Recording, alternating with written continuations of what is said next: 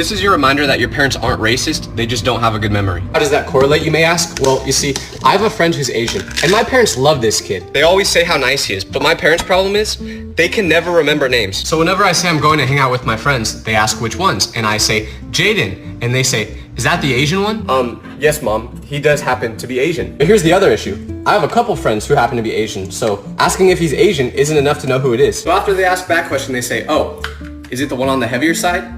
Wow. I mean, he has red hair, so you could have asked if it was the one with red hair, but yeah, I guess he's the one on the heavier side. But they love this kid. They don't mean to say it with any harm. They just can't memorize names. Even mine. One time, my mom said, get in here, Ryland. I've never met a Ryland in my life. So is anyone else's parents like this, or is it just mine?